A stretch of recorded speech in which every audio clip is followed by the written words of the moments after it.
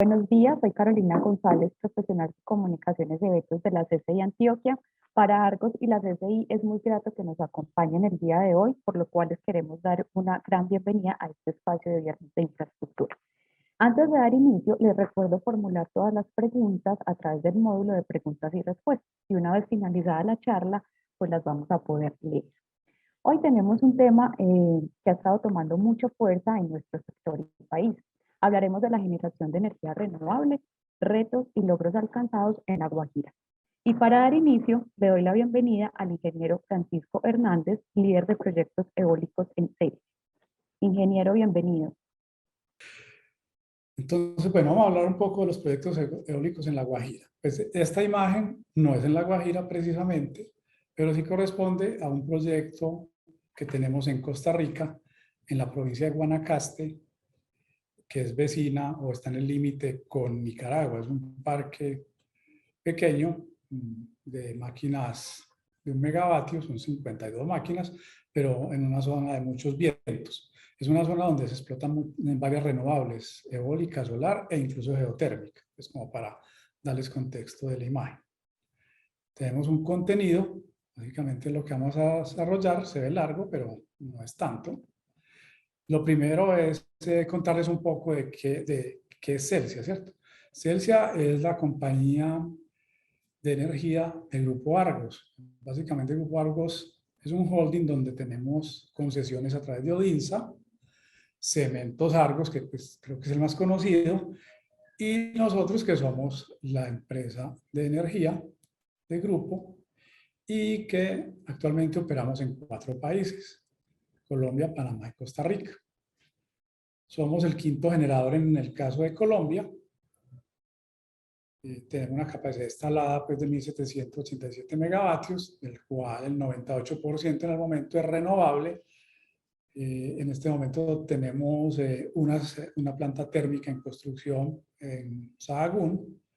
Eso bajaría, digamos, el porcentaje renovable un poco, pero eso es parte del respaldo, pues, porque las renovables por sí solas muchas veces, como todos sabrán o algunos sabrán, son estacionales, ¿cierto? Por ejemplo, la del sol, pues obviamente solo funciona en el día, y la eólica, como veremos, pues también depende de cuánto viento haga, ¿cierto?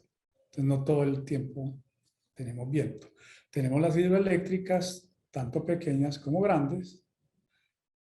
Tenemos también, pues voy a notar que esta es una empresa que es de las integradas verticalmente. Pues básicamente en el país hay un par, que es empresas públicas. O sea, integrada verticalmente significa que generamos, tenemos transmisión, tenemos distribución y tenemos comercialización. Entonces tenemos comercialización básicamente en el Valle, en el Cauca y en el Tolima, con un orden de 1.3 millones de usuarios entre, digamos, residenciales, comerciales, industriales.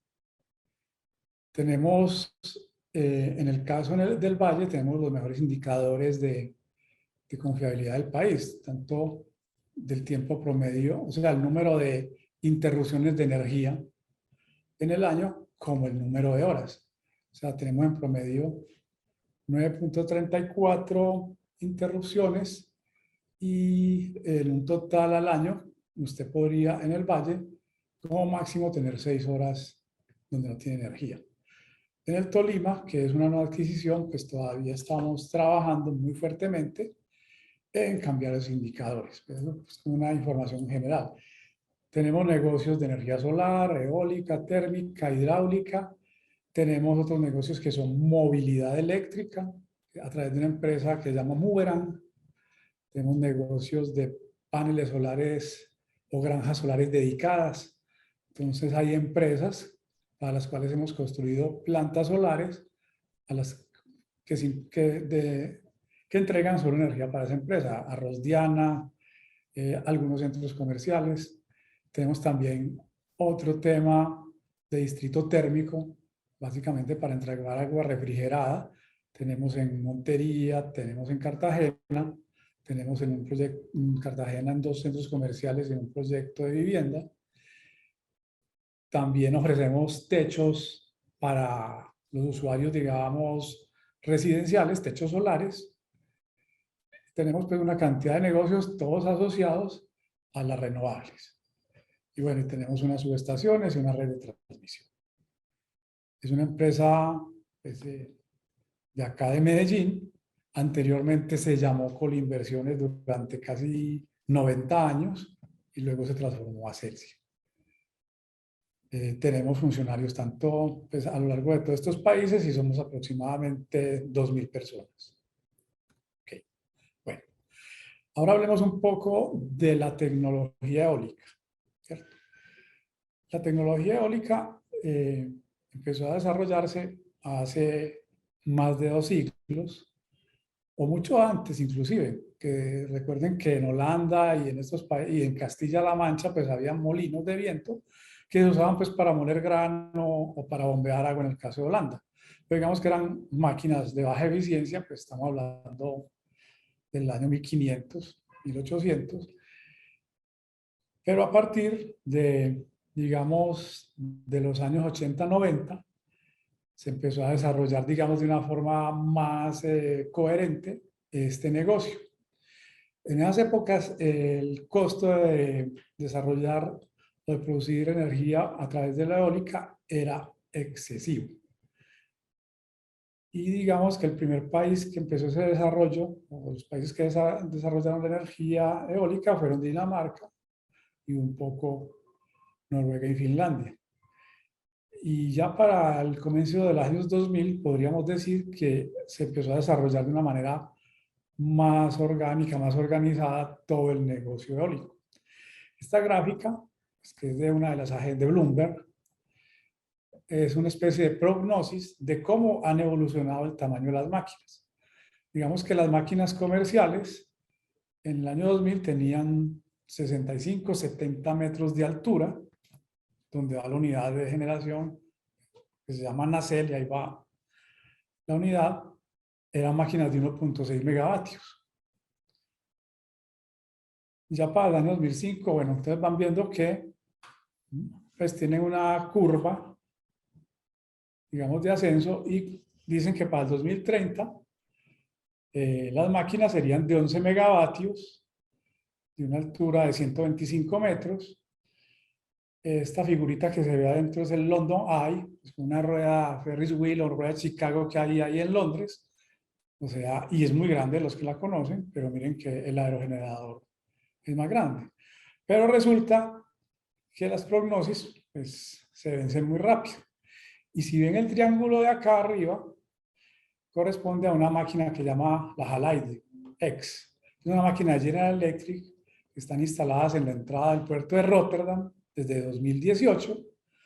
Son máquinas que tienen la unidad de generación a 260 metros de altura. Las palas tienen 220 metros, pues 110 metros realmente. Este es el diámetro y genera 12 megavatios. Entonces, digamos que lo que pensaban para el año 2030 se ha dado 12 años antes.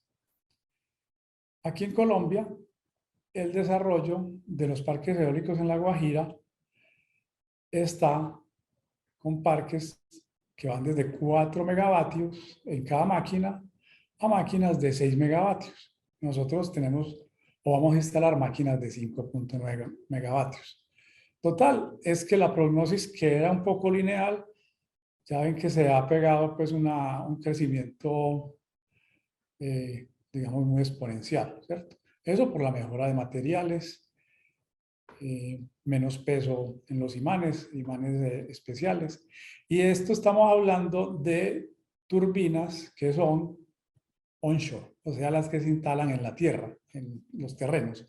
Las turbinas offshore o las marinas son muchísimo más grandes en este momento.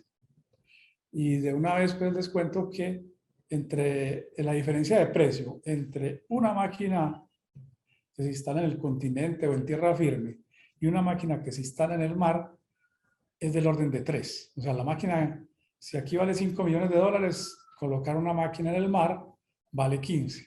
Y por eso los parques en el mar son de gran tamaño, de gran generación de potencia. Entonces, esta tecnología realmente en 20 años se ha disparado. Actualmente, de las marcas más importantes, que son Vestas, que es de Dinamarca, Nordex, que es alemana, General Electric, que es americana, Siemens Gamesa, pues, que es española-alemana. Esas son las principales de Occidente. Entre esas empresas tienen aproximadamente 90 factorías alrededor del mundo. Tienen factorías en China, en la India, en México, en Brasil, en Estados Unidos. Y está la contraparte, digamos, China, se llama Goldwind y otras empresas, pero ellos también son gigantes de la energía eólica, pero la característica es que ellos tienen dominio en el mercado chino, pues por ser empresas del mismo Estado chino. No son tan conocidas, digamos, en Occidente. No significa que las máquinas chinas sean de mala calidad, ni mucho menos, pero digamos que ellos han estado más concentrados en sus mercados. Son más baratas que las máquinas occidentales en general. Entonces, digamos que es un vistazo a la tecnología.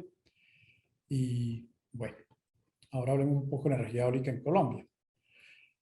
Bueno, el viento como fuente energética, pues el viento es una energía renovable, tiene bajo impacto ambiental, digamos, por el hecho de que los parques consisten de unas posiciones fijas, donde va una torre con la máquina y unas vías. O sea, no, a menos de que lo hagas pues en una selva tropical o algo así, pues esto se hace en zonas con bajo impacto ambiental, entonces a eso digamos que corresponde lo que hablo de impacto. Diversifica la matriz energética. La idea de nosotros es tener una matriz diversa, ¿cierto? Como ya les conté, hidráulica, eólica, térmica, porque entre todas estas energías lo que hace uno es compensar, cuando falta una, compensar con otra, ¿cierto? La energía eólica pues depende de la disponibilidad del recurso. Hay veces que hace viento, hay veces que no, ¿cierto? Igual eso se estudia y se identifica cuáles son los periodos de más o menos viento. Requiere respaldo de otras fuentes, como decía. Por eso pues también hay que construir alguna térmica o alguna de este tipo para poder respaldar y cubrir los déficits de generación de la renovable eólica en este caso. Se ha vuelto muy popular pues la sinergia con la producción de oxígeno, de nitrógeno verde, de hidrógeno, perdón, verde.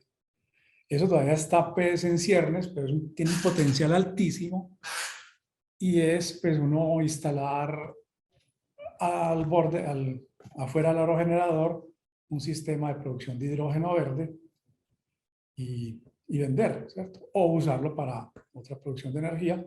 Entonces, digamos, es un gana-gana porque es una energía renovable produciendo una energía renovable. Los parques en general tienen una vida útil entre 25 30 años, han ido evolucionando, inclusive los marinos se ofrece vida útil de 40 años, eso depende. Yo supongo que aquí en la reunión de la Cámara hay mucho ingeniero civil, de que el flujo del viento sea más laminar que turbulento para que no le genere esfuerzos. Lo que se muestra en la imagen de ahí es un parque marino y eso es lo que se llama el efecto estela. La máquina adelante al girar le llega el viento y hacia atrás genera turbulencia que afecta el rendimiento de las otras máquinas. Entonces, este es un parque, digamos, que digamos, tiene algunos inconvenientes en su diseño, ciertas épocas. Es inevitable, pues, que eso pase. Todo eso se contabiliza, ¿cierto? El pionero del tema eólico en Colombia fue Empresas Públicas de Medellín, cuando construyó Gepirachi a principios de este siglo, ¿cierto? Y digamos que después de eso pasaron 10 o más años antes de que el tema eólico volviera a tomar fuerza, ¿cierto? Digamos que uno de los trabajos importantes lo hicieron la UME y el IDEAM, y es generar este datos de viento y energía eólica en Colombia.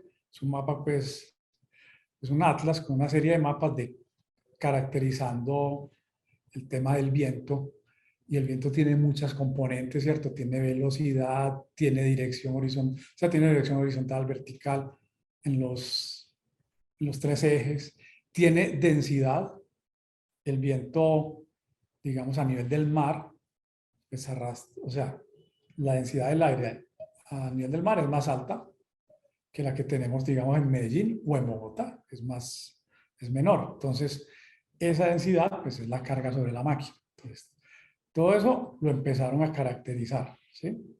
Todo eso, pues hay referencias. Esta gráfica muestra, por ejemplo, en Río Hacha, el viento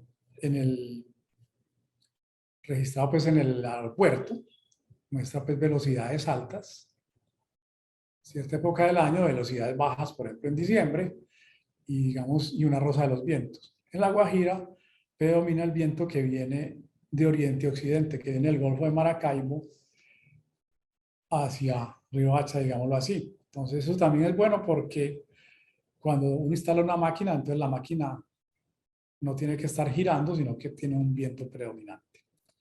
Lo que realmente disparó el tema de las energías acá son unas acciones del gobierno, ¿cierto?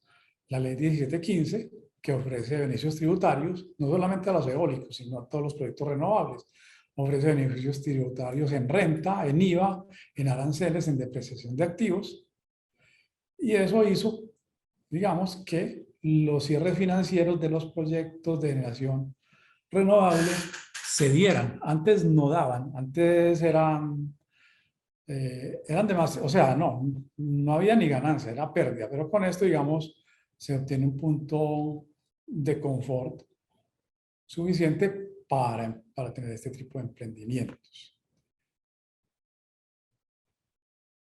Con esa identificación de ese atlas, entonces, por ejemplo, este es un mapa, muestra el promedio melteanual a cierta altura, entonces lo que está en verde, digámoslo así, es donde el viento es del orden de 6, 7 metros por segundo. Entonces uno identifica ciertas zonas, ¿cierto? La Guajira, esta zona del Atlántico, o sea, entre Barranquilla, Puerto Colombia y Cartagena, en el Golfo de Urabá, en esta zona del Cesar, hay una parte en el Casanare y en Boyacá, y digamos algo por aquí en el Huila, si no estoy mal. Nosotros hemos explorado tanto la Guajira como Atlántico, Cesar y Boyacá. Esto porque además uno necesita líneas para transmitir. Entonces, digamos, aquí hay buena cantidad de líneas de transmisión. En otros puntos, pues los centros de carga están muy lejos y entonces la posible transmisión se puede dificultar. Pero en el futuro, por ejemplo, en Antioquia, para estos puertos, se tiene pues una posible negocio interesante. En el Pacífico realmente el viento no es considerable. Y digamos que en el país, en esta tablita que ven ahí, pues ven los sitios donde hace más viento. No crean que porque dice 2.2, ¿cierto? Es un viento suave, pero es un viento continuo. Lo que pasa es que pues en las pistas del Dorado no va a poner un eólico, pero es un indicador pues de donde tenemos mediciones. Un refuerzo al tema de las políticas en el país y que nos permite trabajar con más confort son los documentos, por ejemplo, este documento COMPES, que es de este año, que es la política de transición energética, donde el gobierno pues, se compromete a rebajar las emisiones rebajar a la mitad prácticamente las emisiones de efecto invernadero para el año 2030, alcanzar la neutralidad de carbono, multiplicar por 100 veces la capacidad instalada de fuentes no convencionales respecto al 2018, eso ya se logró porque eso era para el 2022. Digamos que con la oferta que tenemos de proyectos en La Guajira, recuerden que lo que teníamos de renovable en el 2018 eran los megavatios de Gepirachi, ahora tenemos más de 3.000, entonces se ha multiplicado bastante solo en eólica, en solar también ha habido mucho. Y bueno, entonces esposan una cantidad de acciones de política pública, unas veremos si funcionan, otras no, esto está muy nuevo, pero es algo que nos ayuda mucho. Bueno, ¿cuál es el potencial eólico? Ese que habíamos contado allá era el potencial eólico en tierra. En el mar, el potencial eólico está otra vez en el norte del país, lo que está en la zona en rojo, ¿cierto? En la plataforma continental. Eso tiene limitaciones, ¿cierto? Limitaciones por eso mismo, de la profundidad que tenga el mar. Hay diferentes tecnologías. Si, digamos, el lecho del océano está a 20 metros, entonces lo que hacen es clavar una monopila, se llama así, es un superpilote, lo meten 60 metros bajo el lecho del mar y dejan el cabezote y ahí ponen la turbina. O otros los ponen, ya cuando estamos en alta mar, es con cadenas y unos sistemas flotantes bastante especializados. Estos dos mapas, el de arriba muestra pues el tema del viento y el de abajo pues son muy pequeños pues, pero lo que muestra es la profundidad del lecho marino. ¿Cierto? A esta escala pues no puede uno decir mucho, pero en general el lecho marino en La Guajira, por ejemplo, pues al principio en el primer par de kilómetros o 10 kilómetros, si no estoy mal, pues es un lecho de 10, 20 metros de profundidad, apto para colocar, ¿cierto? Un emprendimiento eólico. Para eso, pues se lanzó un documento, lo lanzaron también este año, el Ministerio de Minas contrató unos consultores y dicen pues, que el potencial a instalar es bastante grande, ¿cierto? O sea, tenemos unos escenarios de al 2030 instalar 200 megavatios, o un escenario optimista de 1000, al 2040 500 o 3000, al 2050 1500 o 9000. O lo intermedio, ¿cierto? Pero eso ya veremos qué pasa. En este momento, realmente todas las empresas o algunas empresas estamos explorando y midiendo el potencial, ¿cierto? Porque estos mapas, pues es un mapa totalmente genérico, tiene escala gigantesca, ¿cierto? Y aunque esos parques son grandes, esta escala pues es solo indicativa. Bueno, ahora, ¿cómo estamos dediquémonos a los proyectos onshore o en el terreno? Entonces, ¿cómo estamos acá? En La Guajira tenemos del orden de 56 proyectos inscritos en la UNME, en diferentes fases. La UNME tiene 3 fases. Prefactibilidad, pues que es prácticamente un esbozo, yo lo quiero hacer y tengo el terreno y más o menos he medido y entonces, y puedo generar tanto. Factibilidad, entonces ya tienen esquema financiero, ya tienen un diseño más serio, hay 16. Y en fase 3, en ingeniería de detalle, con licencia ambiental, puntos de conexión aprobados, garantías, hay 14 que corresponden a Enel, a EDPR, a empresas públicas, a Isagen, a Cercia y a otras empresas, entre otros. Son bastantes, ¿cierto? Digamos que en este momento el primero que se construyó se llama Guajira 1, que queda ahí cerca de Pirachi, arriba por Puerto Bolívar, y su complemento que se llama WES. Entonces, ese está en construcción. Otro en construcción se llama Wimpeshi, que es de Enel, es en la zona de Uribia, y también hay otros en construcción. Nosotros estamos en la fase de previa, digamos, de consultas, luego les contaré, para 2 parques, también los describiré más adelante. Digamos que en La Guajira, como ustedes pueden ver en el mapa, hay una cantidad y un potencial muy alto de generación eólica. También hay generación, pues, también hay opción de solar, ¿cierto? Pero digamos que aquí domina el viento. Y el viento de La Guajira es de los vientos, pues, digamos, de muy buenas características en el mundo. Perdón que se me dio. Como les digo, el viento viene de oriente a occidente, o sea, de mano derecha hacia la mano izquierda, prácticamente sin ningún ángulo, pasando a través de la península. Bueno, les cuento los proyectos de Celsius. Proyectos de CELS. Tenemos uno que se llama Casia 2, digamos, queda en Maicao. Vamos a empezar a construirlo a finales de este año. Debe entrar en operación en diciembre del año entrante. Genera 80 megavatios. Va a tener 16 aerogeneradores de la marca Nordex de 5.9 megavatios, 155 metros de diámetro, o sea que cada pala es de 75 metros, o sea que cada pala es más de una cuadra. Y el buje, donde está la unidad de generación, está a 120 metros de altura. Tiene licencia ambiental y tiene una estimación de producción. Son 16 aerogeneradores. Lo que ven en este esquema simplemente es cómo están orientados y están ubicados en territorios de propiedad de las comunidades indígenas, de propiedad comunitaria.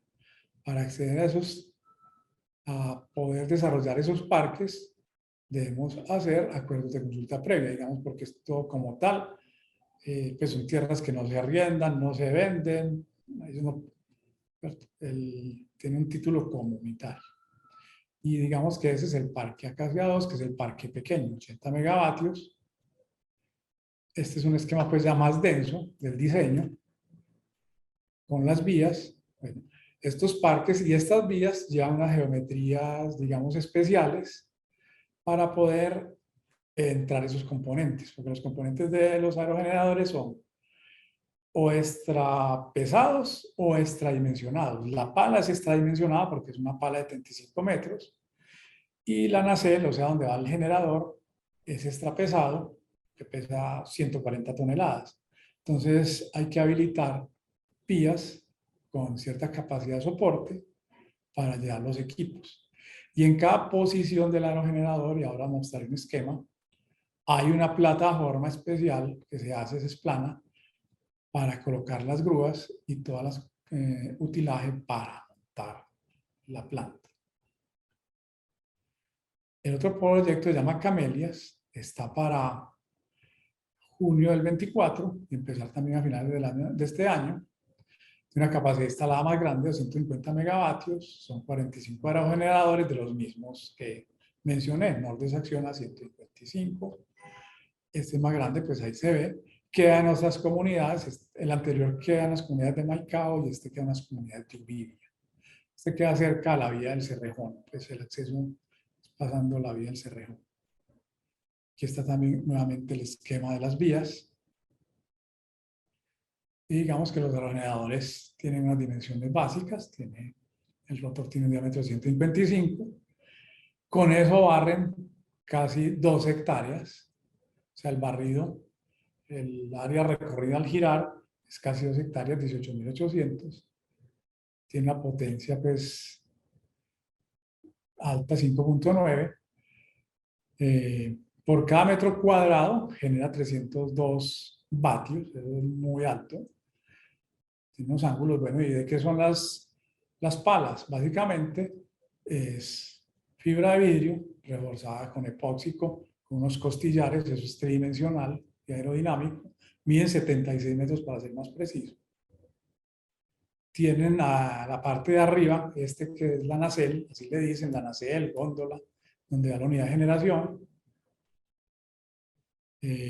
Tiene una cosa que se llama el hub, que es la nariz, digámosle así, donde se fijan las 3 palas. Y adentro de la nacelle, pues está una caja de velocidades, que está unida al generador, y por el hueco, digámoslo así, de la torre, bajan los cables de fuerza, que van a una subestación.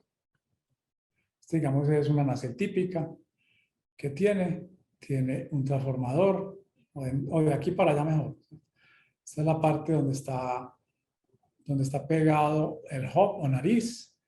Este es el eje, esta es la caja de velocidades. Este es el generador, estos son los transformadores y de ahí baja la línea, para hacer como conciso. Para dar una idea del tamaño, en el caso de nuestros aerogeneradores, la torre es de concreto. Hay otros que la tienen de acero. ¿Por qué una es de concreto y la otra es de acero? Bueno, pues básicamente la de concreto se origina en la marca del aerogenerador, porque esta empresa es Nordest Acciona. Acciona desarrolló la patente para estas torres, que son en hormigón. Obviamente se hacen en una planta prefabricado. Digamos que los otros turbineros a veces también usan de estas torres, pero prefieren el acero, aunque ahora con el precio del acero se están yendo también a las torres de hormigón. Es como para dar una idea del tamaño de esto, pues obviamente la torre se arma por dovelas. La dovela pesa 50 y tantas toneladas, 53, tiene 20 metros de altura, se juntan 6 y se levantan con una grúa 1600, una aliada. Cuando la torre es de concreto, la cimentación es menor porque la torre ayuda a clavar, digámoslo así vulgarmente, el aerogenerador contra el piso. Cuando la torre es de metal, entonces la cimentación es mucho más grande. Estamos hablando de cimentaciones que pueden tener 800 metros cúbicos de acero y unas 70, 80 toneladas de hierro. Tiene pues, digamos, un diseño complejo porque tienen que soportar pues una vida útil de 30 a 40 años y tienen que soportar estas estructuras. Dentro de la torre pues va ascensor, escalera, porque pues ya se imaginan subir 120 metros con una escalerita, debe ser fatigante. Entonces, por dentro van una serie de equipos. Esto es un par de fotos de donde van los parques. No porque vean que es un peladero, es un peladero. Eso es un ecosistema como tal. Nuestros estudios ambientales son completos. Muestran pues que hay una cantidad de pájaros, de mamíferos, y digamos que obviamente entre los planes ambientales está evitar pues, las mayores afectaciones sobre fauna, sobre todo digamos en el tema de pájaros y murciélagos, alrededor de lo cual pues, se han creado pues, muchos mitos. Entonces trabajamos. Como les contaba, pues los proyectos están en áreas de propiedad indígena. Entonces, en nuestros parques, el parque como tal, en esos dos parques hay 20 comunidades, ¿cierto? 3 en Camelias y 7 en Acacia. Con cada comunidad hay que hacer lo que se llama la consulta previa, ¿cierto? Que es un derecho que tienen las comunidades afro, indígenas y rom a ser consultados de los proyectos que se desarrollan en su territorio, a ser compensados, etcétera, etcétera. Entonces tenemos consulta previa en los parques y además nosotros tenemos la línea de transmisión, que ya la energía de los parques, es una línea larga, 80 kilómetros, hasta abajo a Cuestecitas, que es arriba en Albania, en el Cerrejón. Entonces, nosotros estamos desde el 2018 ya trabajando y desde el año pasado estábamos ajustando consultas previas con todas estas comunidades, que es bastante complejo. Es realmente en La Guajira, ese es el reto. El reto no es poner las máquinas, digamos, poner las máquinas es un reto logístico, pero el reto de tener, digamos, el visto bueno de las comunidades, pues yo como técnico lo digo y lo reconozco y lo que me toca es fundamental, si no, no vas a poder hacer nada. En una plataforma de un aerogenerador típico, es una plataforma que mide media hectárea, el área gris. Lo amarillo largo es la vía y estos son los soportes de la grúa. La grúa tiene una pluma de 146 metros porque pues, para levantar la nacelle y ponerla a 120 metros de altura pues tiene que tener más holgura. Y estas plataformas se hacen a la medida de cada tipo de aerogenerador. Si el aerogenerador fuera de diferente modelo, posiblemente sería distinto. Y estas plataformas están diseñadas para que se coloquen las grúas en ciertas posiciones, o sea, todo se coloca para que la grúa las pueda alcanzar o las grúas auxiliares se la puedan suministrar y puedan hacer el izaje y el montaje del aerogenerador.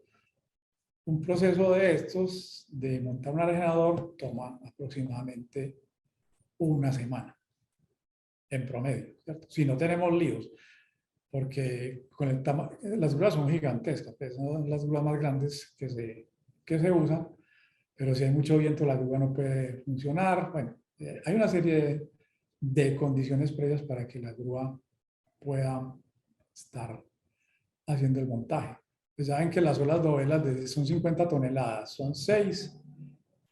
Entonces una sección de 20 metros, y hay que subir 6, una sección de 20 metros pesa 300 toneladas. Entonces, y cada vez va más alta. Entonces es un trabajo de grúa complejo.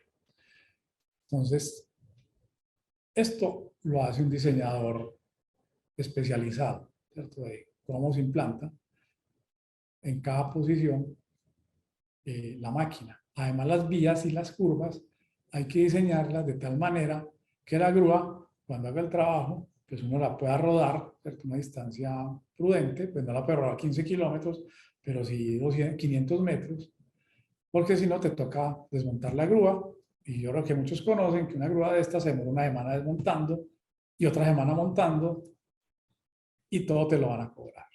Entonces ahí hay cosas bastante complejas de logística. Este es el tipo de vías. Las vías pues son las usuales. Esta es una vía para La Guajira, que el suelo es malito.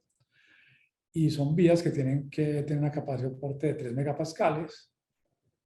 No me acuerdo a cuánto equivale en CBR, pero hay unas vías principales, que es la de arriba, que es por donde circula la grúa, y unas vías accesorias, que es la de abajo, por donde circulan las grúas, pero desmontadas y montadas sobre algún camión y todos los equipos que se van a entrar. Esta, por ejemplo, es la cimentación de esta máquina. Esta es una cimentación optimizada porque es hueca, pero sin embargo, miren, tiene 158 metros cúbicos de concreto, más 10 de una tapa, más 510, pero eso es en 10 centímetros, pues ahí hay un despiste en ese número. ¿Cuáles son los retos? Pues el tema de que estamos en La Guajira, 38 grados vaciando concreto 35 megapascales, entonces hay que enfriarlo. La cimentación hay que vaciarla en una sola jornada, y si vieron la imagen, estamos en medio de la nada, entonces te toca tener plantas de concreto, ¿cierto? Y el agua, que es el otro reto en La Guajira. Y bueno, entonces tienes una cantidad de cosas que hay que tener backup, hay que tener un montón de previsiones, pues porque si no se te puede acabar el concreto a la mitad de la cosa, o faltándote, aunque sea 10 centímetros, fregados. Entonces ahí lo que se vislumbra en el desarrollo de la obra civil es una cantidad de retos y una cantidad de complejidades sumado a la presencia de las comunidades. Las comunidades en La Guajira, usted las ven todos los días, que se paran en la vía del Cerrejón, se le paran en la carretera. Entonces, o sea, uno tiene que estar muy preparado, tiene que tener muy buen relacionamiento, porque estás vaciando esto y te pueden interrumpir ahí el vaciado y lo pierdes. Pues una cimentación de esta vale una cantidad ingente de dinero. Los aerogeneradores todos se conectan con unas líneas de media tensión de 35 kilovoltios a la subestación. Cada aerogenerador lleva un cable a la subestación, se hacen en unas zanjas con unas especificaciones.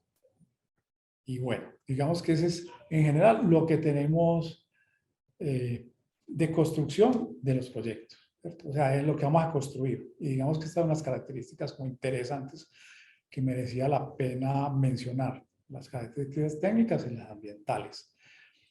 Como les había dicho, pues los parques se conectan, acá se lo conecto a 110 y me voy por la nueva línea de Camelias, que lo va a llevar con la línea 500 y van a unas subestaciones, y con eso inyectamos al sistema eléctrico nacional.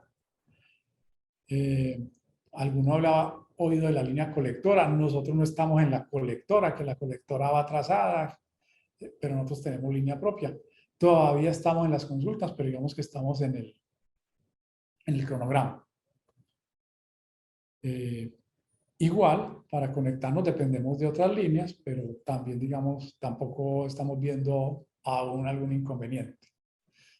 Si alguna de esas líneas no entra, pues la planta posiblemente no podrá despachar toda la energía por algún tiempo, pero hasta ahora no pasa nada.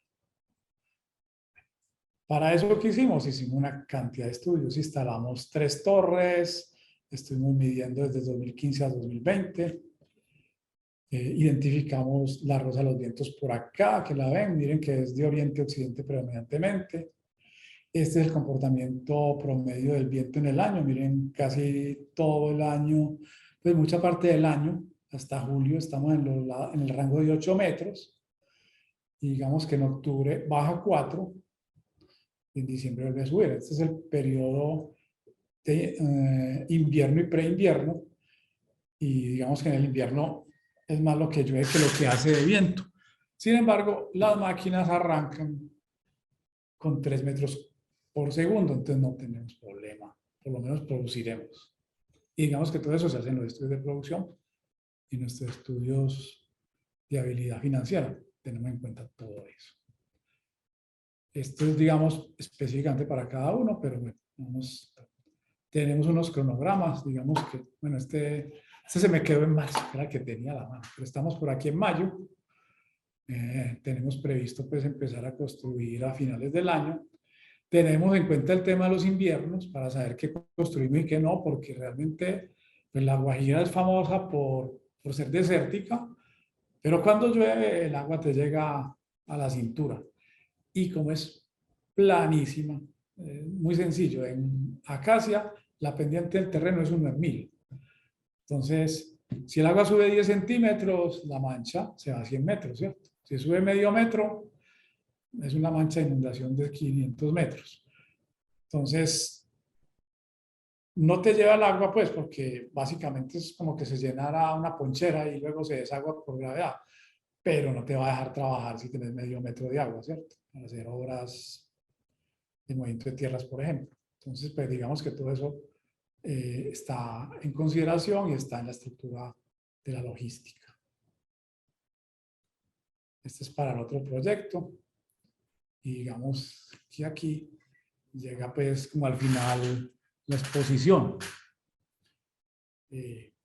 Preguntas, algo que quieran ampliar o no entendieron nada o todo, no sé. Ingeniero, bueno, por aquí tenemos una pregunta. Creo que les quedó muy claro como todo, pero nos dice Carolina Gómez, ¿qué beneficios trae para las comunidades de la zona la creación de dichos parques? Ok, mira. A la comunidad le trae lo siguiente. Obviamente, por instalar los parques en esta zona, nosotros hemos llegado a unos acuerdos, digamos, de pagarles por las posiciones de los aerogeneradores, pagarles un canon mensual durante la vida útil, que son 30 años. Esa es una. Y esa lo hemos acordado con ellos, ¿cierto? También les vamos a dar, de acuerdo a la legislación, el 0.6% del 1% de las ventas brutas, que parece que no fuera dinero, pero cuando hacemos las operaciones estamos hablando de que estas comunidades les entran 6.000 o 7.000 millones solo por ese rubro.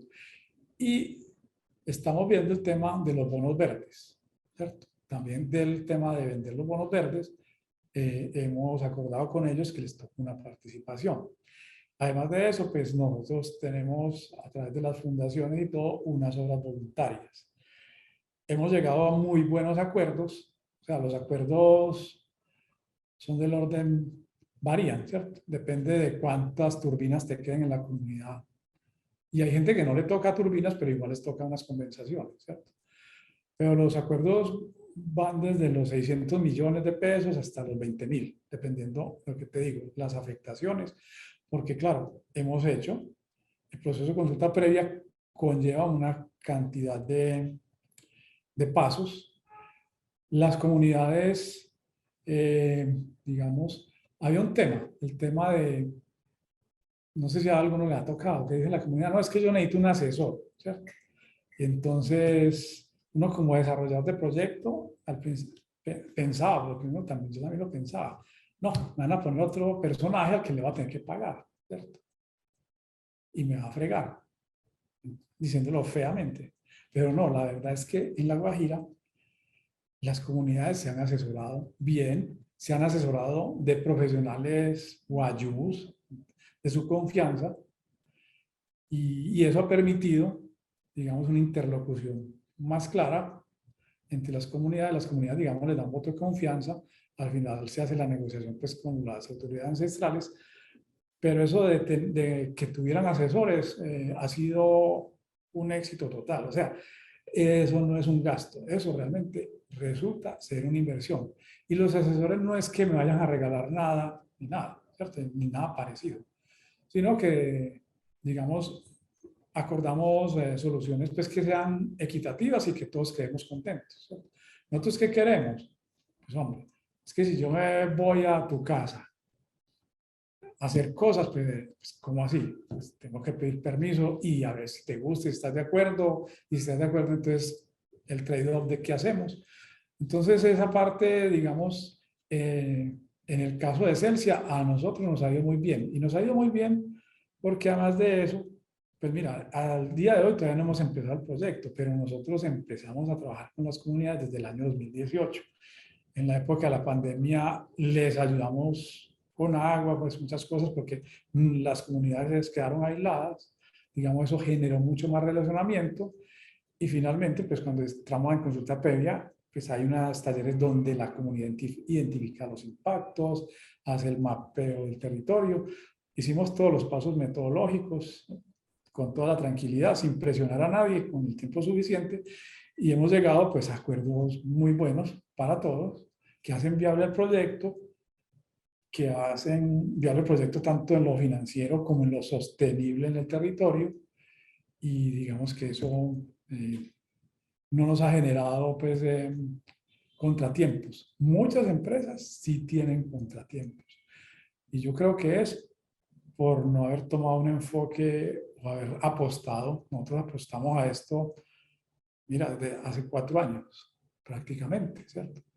Otras empresas prácticamente llegan con el proyecto y descubren que no han hecho la consulta previa, o le falta una comunidad, o la consulta fue incompleta, o mandaron un consultor que no la hizo bien. Y eso está pasando, ¿cierto? Entonces, digamos que también eso viene el bagaje de la empresa, que nosotros tenemos comunidades afro en el Pacífico, entonces llevamos muchos años en este tipo de negociaciones y tenemos personal con el toque para manejar adecuadamente y de forma equitativa todo. Esa es como la respuesta que te tendría. Pero las comunidades, por lo menos con nosotros, se han sentido tranquilas. No hemos tenido, hasta ahora no hemos tenido ningún impasse que valga la pena. Obviamente hay desencuentros, pero realmente se han solucionado pues de forma expedita y sin tropiezos, sin que genere pues más resquemores. Perfecto. Por aquí nos pregunta Camilo Mora, ¿con quién están haciendo los estudios de impacto ambiental y las consultas a la población? Mira, las consultas, a ver, Celsia tiene un enfoque de el tema del relacionamiento en cualquier parte, no se contrata con un tercero porque eso es un lío. El relacionamiento lo hacemos nosotros directamente, las consultas lo hacen nuestros equipos. Sí tenemos empresas que nos dan soporte y apoyo. En La Guajira, por ejemplo, hay una que se llama CEIQUI. Entonces ellos nos apoyan logísticamente, ellos son de las comunidades, son muchachos que son profesionales de las comunidades, entonces nos ayudan con la traducción y digamos que nos facilitan mucho. Los estudios de impacto ambiental, hay una empresa, son varias empresas, una se llama Plima y la otra se llama Aval. Y ya los estamos, pues, digamos, terminando. Y también, pues, es lo mismo. Allá todo gira alrededor de lo social, el relacionamiento. O sea, si los profesionales, digamos, biólogos o arqueólogos quieren entrar a la comunidad, todo pasa por el relacionamiento a través de la parte social. O sea, la comunidad siempre quiere estar enterada de lo que pasa. No vamos llegando pues allá que voy a ir a inventariar, no. Y de hecho la comunidad pues hace acompañamiento con gente que nos ayuda y pues y además desde el conocimiento de ellos se toman datos. Bueno, por aquí voy a tratar de unir dos preguntas que nos hace Giovanni López, que en el proceso de diseño detallado de las instalaciones, cómo se está ejecutando y qué tanto es la participación de las empresas de ingeniería colombiana en los proyectos, tanto en la construcción, en obras, en logística. Bueno, en este momento estamos licitando la construcción de lo que llama el BOP. O sea, el BOP, pues básicamente son las vías, las cimentaciones y las conexiones de media tensión y la subestación y el campamento.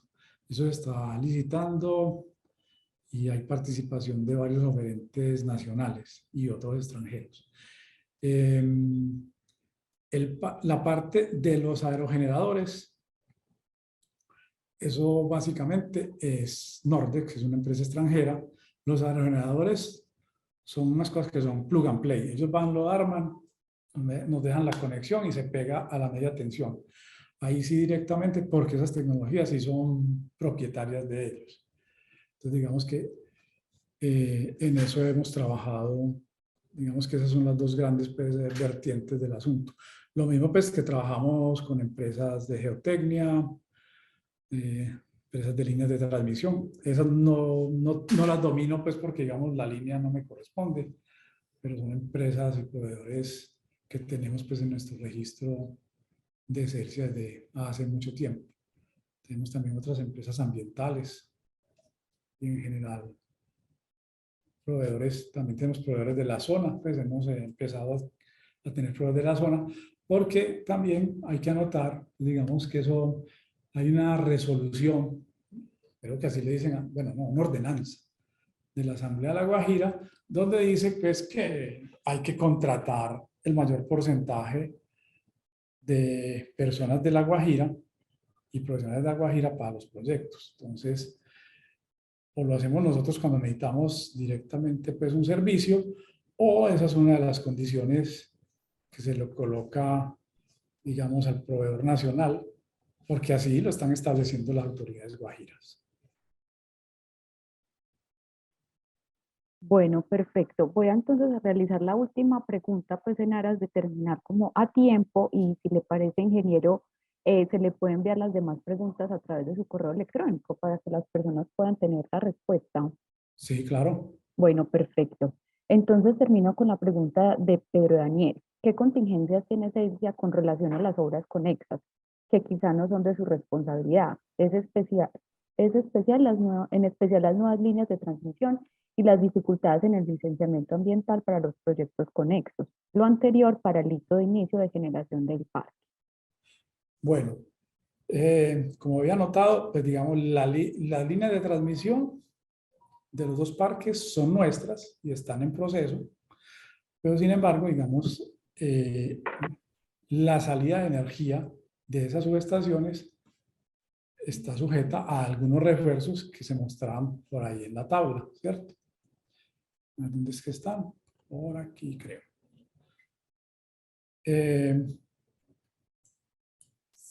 Perdón. Sigamos alguna de esas líneas, miren, todas están para la más, digamos, más, para Casias 2, tenemos un refuerzo que es Copa y Cuestecitas, que está para mayo de 2023. Nosotros debemos entrar el 30 de noviembre ¿cómo es? Sí, el 31 de octubre de 2023. O sea, ahí tenemos 6 meses. Si se llegara a complicar y ese refuerzo se demorara y se pasara la fecha nuestra, lo que pasa es que la generación no podríamos entregar los 80 megavatios, tendríamos que entregar menos. ¿Cuántos en este momento no sabría decir? Lo mismo pasaría con Camelias, pero Camelias la tenemos para junio del 24. Entonces, también digamos que los refuerzos están 6 meses antes, pero como dice la persona que pregunta, esto se puede atrasar por X o Y razón, porque los indígenas se oponen. Y básicamente lo que nos puede pasar es que se nos quede atrapada una energía y no podamos generarla toda y solo podamos evacuar parcialmente. Ahí es ¿Y qué nos toca? Que como tenemos obligaciones, pues la tenemos que suplir con la generación de otras plantas que tenemos en el país. De ahí no podemos hacer, digamos, mucho más. Pero todavía nos sentimos confortables con los plazos. Esperemos que el confort nos dure y nos funcione. La línea, la famosa pues, línea colectora, que son dos líneas de 500 que sacan digamos, voy a volver por aquí casi que al principio, a esta. La línea conectora, esa roja que ven ahí, saca la energía de todos estos parques, digamos, del clúster del norte. Esa es la línea de la empresa Energía Bogotá, que se ha ido atrasando por temas de consulta previa, pero digamos, y está proyectada, pues todavía tiene un poco más de consultas. Esa sirve a otros parques, pasa a través de Acacia, de Camelia, perdón. Pero digamos que eso sería lo que está pasando. Allá hay una situación pues de que hay que terminar la consulta previa. Por ejemplo, en la línea nuestra larga, pues la que va desde el Parque Camelia a la subestación Puestecitas, yo la busco. Eso mide aproximadamente 72 kilómetros. Y ahí tú encuentras aproximadamente 80 comunidades. Con cada una de las 80 comunidades, nosotros, en este caso, hicimos consulta previa y llegamos a un acuerdo pues, para esa servidumbre. Es una consulta previa, digamos, más light que respecto a las del parque, pues, porque aquí, digamos, la afectación no es tan alta, ¿cierto? Porque es pasar la línea. El otro, pues hay una afectación más pesada, hay calles, hay plataformas que van a quedar 30 años. Pero eso es lo que estamos gestionando actualmente. Bueno, perfecto, ingeniero. Entonces, como quedamos, se le enviará las preguntas a través de su correo para que le demos pues, respuesta a las que nos quedaron. Muchas gracias por esta intervención, una presentación supremamente valiosa, enriquecedora, pues como para este tema que estamos viviendo, pues tanto en el sector como a nivel país y que está creciendo bastante. Entonces, muchas gracias por acompañarnos el día de hoy. No, no, a todos por escucharme y bueno, a sus órdenes. Muchas gracias. Buen día, chao. Igualmente. Bueno, Chao. les recuerdo que pueden ver de nuevo esta charla a través de nuestra página web www.ccdantioquia.com la segunda semana de junio. Ahí les dejé a través del chat el link para que puedan entonces revivir esta charla de nuevo. Muchas gracias por asistir a este viernes de infraestructura, muy pendiente de todas nuestras redes sociales que nos encuentran como @ccdantioquia y nos vemos en el próximo viernes de infraestructura que será a finales de agosto. Muchas gracias por su asistencia, por su participación y que tengan todos un feliz día.